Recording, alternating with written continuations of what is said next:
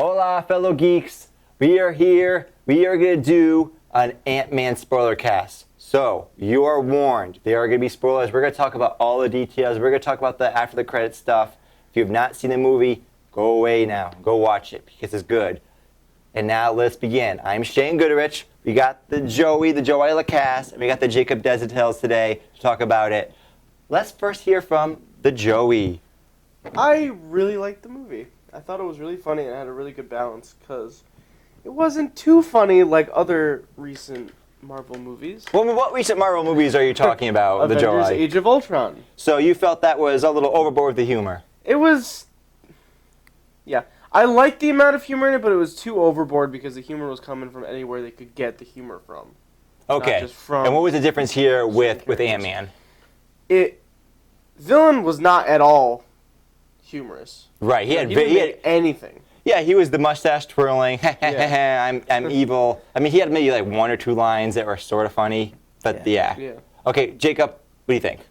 Yeah, I agree. It was a great Marvel movie. It had all the stuff that I hoped this movie would have. It was really weird, which is what I wanted from an Ant-Man movie. It was funny, which you have to make an Ant-Man movie funny.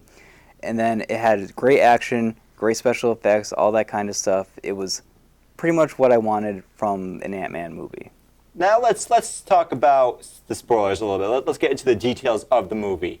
So the movie starts off. The guy playing Ant-Man was Paul Rudd. He's just getting out of prison. I want to talk about this for a moment because I didn't really think about this, but some other people mention it. Paul Rudd's character, you know, when they were advertising, they said, "Oh, it's a redemption arc. He is a bad guy. He is now going to become a good guy. He was a thief." In the movie, though, he is Robin Hood. Yeah. He's not a bad guy. Yeah. He never was a bad guy. He did something that was against the law, but it was morally right. Yeah. Yeah. Did they falter on that? Should he have done maybe? He actually did steal from some people he shouldn't have stolen from, right? I understand. He points out I wasn't a violent guy. Okay, fine. You didn't do, because that's another level. That's a much harder redemption arc. Yeah. When you've committed violence against people, theft is a much lighter thing, right? Sure, we get that. But should he have maybe done something that was like at least a little bit kind of wrong? Like, yeah, maybe he had reasons for doing it. Maybe he's in a desperate situation, but he still did something that was morally wrong. Instead, it's just a legal technicality. I mean, what do you think, Joey? You know what? I think because he stole the money from this big corporation and then he gave it back to the people that they took the money from. Right. I think maybe he could have taken a little bit of the money for himself. That would have helped, right? Right. It's like, oh, I had these good motives, but then I also, pocketed $500 or $1,000 or something. But he didn't do that. What do you think, Jake? Yeah, I think they could have gone a little bit deeper into that. But then there's the whole thing with his daughter, and that actually could have helped us feel more for him because that was the whole thing. He's trying to take care of his daughter, be able to see her more, all that kind of stuff. So yeah, they could have gone more into that, and that actually could have helped us want him to be the hero of the movie more. Was that a little generic with his daughter? Oh, he has the asshole daughter's like, oh, I can't believe you're going out with this guy. And his mom was like, you can't be at the party.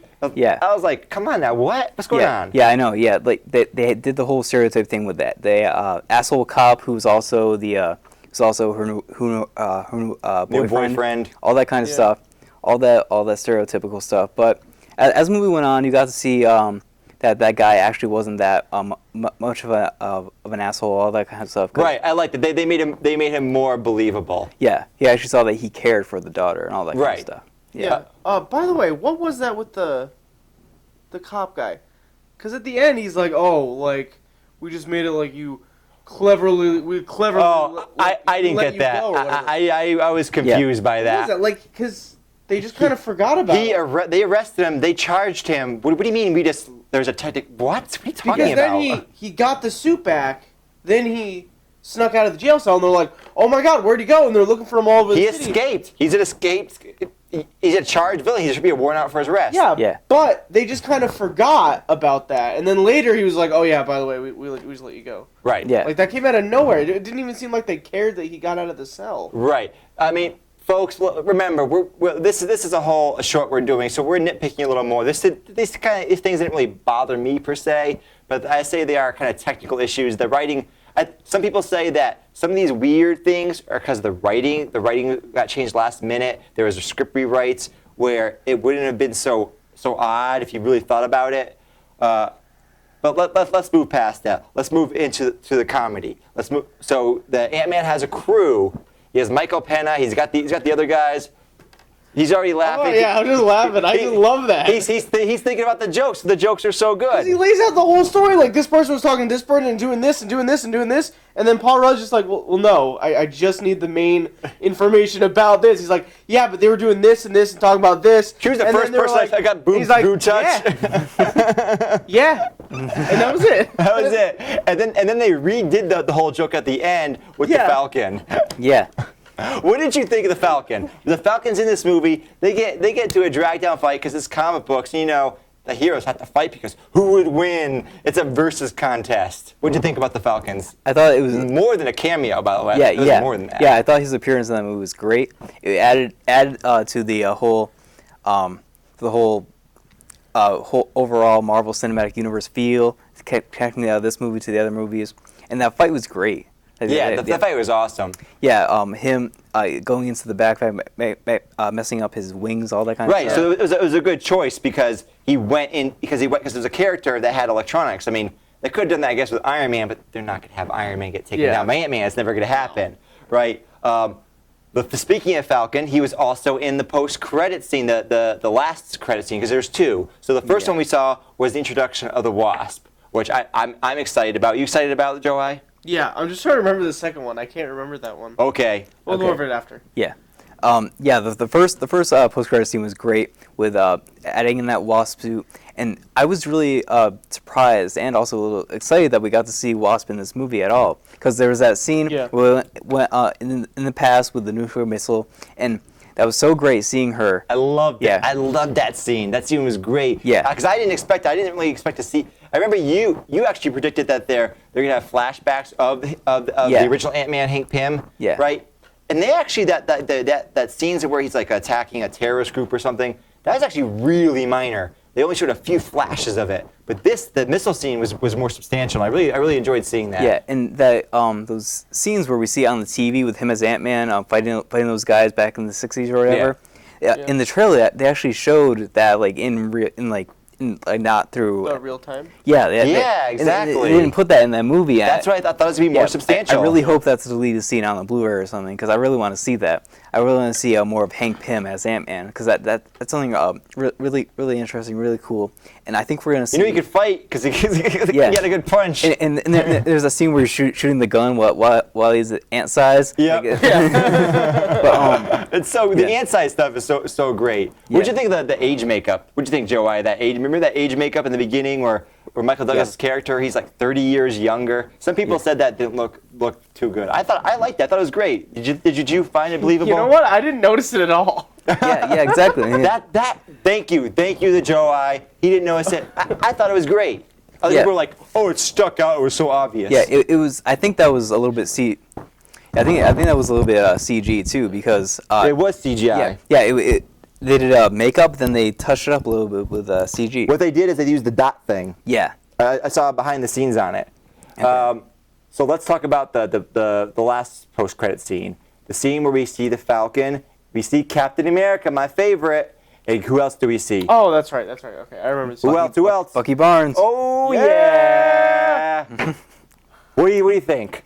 I thought that scene was really smart that they put that in there, and then because it shows how Ant-Man's going to factor into Civil War, shows how he's going to be in Civil War, folks. It's obvious. Yeah, because he goes, I know a guy. People were saying like that was like Spider-Man or something like that. No, it's Ant-Man, because like right after it says Ant-Man will return.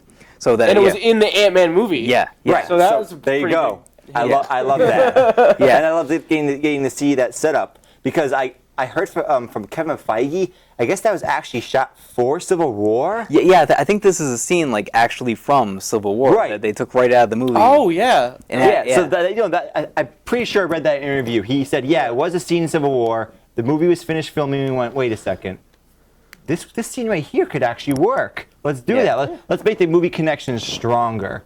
Yeah. What else did you like about the movie? Overall, I loved the comedy in this movie. Oh yeah, I really like. Yeah, Louise, Michael Pena's character, he was just the best. He stole every single scene he was in. It was fantastic. I love the scene when they're like, "Oh, we gotta help our buddy out. We gotta help Ant-Man," and they drive up to all the cops. They're like, "Back up, Back it up. back it up, Back it up. back it up." They just held going. that. They just held that going. scene for so long. So long. Yeah. I didn't think they That's a were. messed up looking dog. That scene. Okay, the yeah. dog. Okay, so Thomas the Tank Engine. Oh my god. So, Tell him the Joe I. Killer Hornet, is that his name? Who? Yellow Jacket. Yellow Jacket. So Yellow Jacket and Ant-Man are fighting in his daughter's bedroom. Yep. Because Yellow Jacket went after her to get back at him or something. So they're fighting in the room, and in the middle of the room she has a play table, and on the table there's a little train track going around, and there's Atomic the Tank Engine conveniently going around in the circle running, and they're fighting around it, and then Ant-Man has these little like orb those little things. discs that he has. Yeah, like Little disc. shrinking and. So he can discs. throw it at something, and it'll either shrink or it'll grow. So he takes one and he throws it. Does he mean to throw it at the tank engine? No, No, he but- misses. Yeah, he hits Thomas the Tank Engine, and it grows gigantic, and it busts through the side of the house. Everybody outside freaks out. They're like, "Oh my god!" And then the next part was that he hits an ant yeah, accidentally. he calls ants. No, I think he did that on purpose. No, he didn't do that on purpose. No, it was accidentally. The ants He got hit in the the way ant or with it. something. The ant grows giant, and it runs out of the house. And it runs On by the way that. out, it goes by the police officers, and the guy just looks at it, he's like, "That's a messed up looking dog." It was funny because I know that guy from The Wire. And in The Wire, he's like he's a serious, like brutal gangster. So it was so weird seeing that dude go, "That's a messed up looking dog." and then like later on, that there's like Thomas the Tank Engine still there, just sitting there. Yeah, And- it's just there. No one mentions it. And And then I'm like, when "Oh my god!" And then the ant just runs by again. Yeah. Yeah. And the best part, my favorite part with the giant ant, was at the very end, the last scene, when they're having the awkward dialogue about it's like, yeah, we got rid of that charge, which we just talked about makes no Yeah. sense. And then the little girl's like, this food's like, and the ant's under the table. They've adopted the ant. Yeah. It's now the family pet, Yeah. the giant ant. I loved how they made the ants characters. Like when Anthony died, and then you Yeah. saw the wing, I was like, oh, the Anthony, I'm gonna get you back. Yeah. That was great. I loved when he called in the infantry. Oh, they had some great one-liners. I mean, they sound cheesy, out of context. In context, they were Yeah. great. Let's talk about the villain a little bit. I didn't like the villain. He fell flat.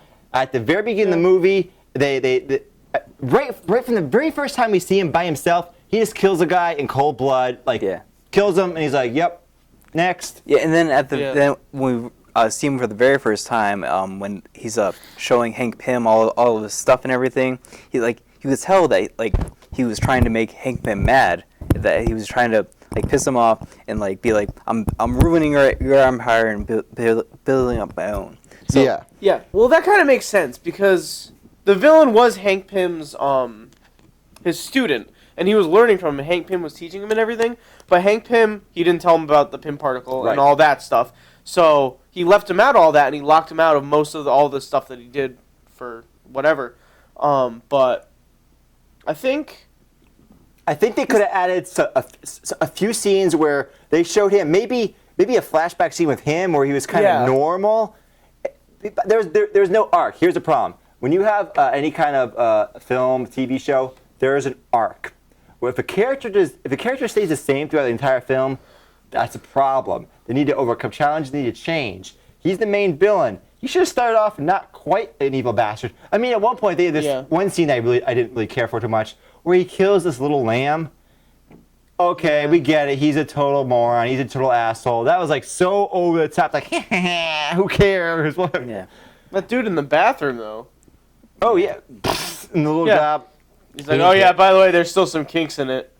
Yeah. Wipe it up. Yeah. But the thing is, we're nitpicking because we're talking about Yeah. this for many minutes. But the movie overall, though, the Joe I. Well, the villain made sense to me because Hank Pym left him out on so much of his research and so much of that stuff. It made sense why he would want to tear down Hank Pym's like company and everything that he built. I understood and built that to his part. own. It just didn't make sense It that just- why he was so evil. Right, Yeah. exactly. You know, it was didn't tie into that at all. They could have easily made him a gray character. Yeah. Right? Yeah. But instead, everything he did was so ridiculous. Like, yeah, I'm selling it to Hydra. Why not? Seems like a good idea. Yeah. Even They've if he changed. was, They're good now. even if he was an evil guy, now you're giving them the technology that could screw you over, right? Yeah. It doesn't really make sense. It's just doing it to be evil. I'm gonna kill the little lamb. I'm gonna kill the dude.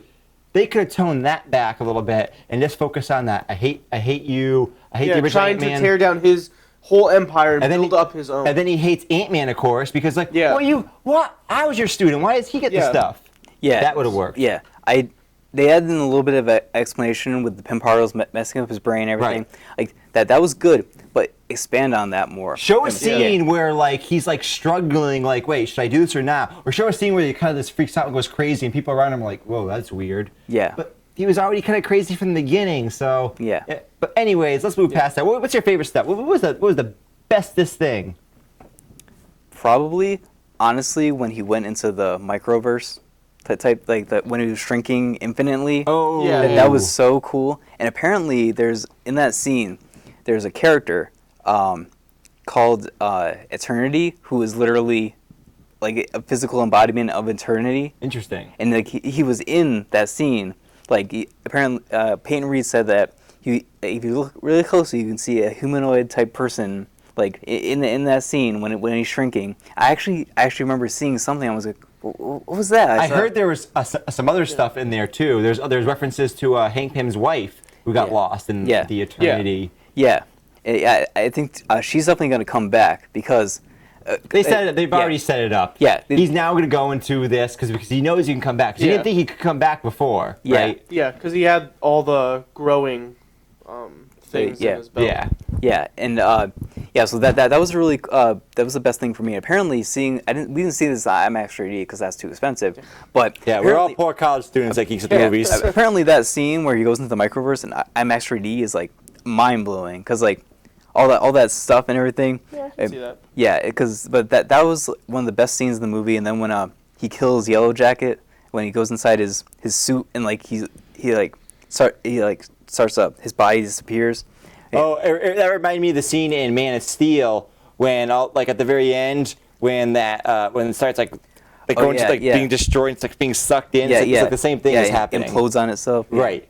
Yeah. And this there was also the thing with do you guys know about the Empire Strikes Back thing where everyone loses an arm in Phase Yes. 2? Yeah, you told me about that. Yeah.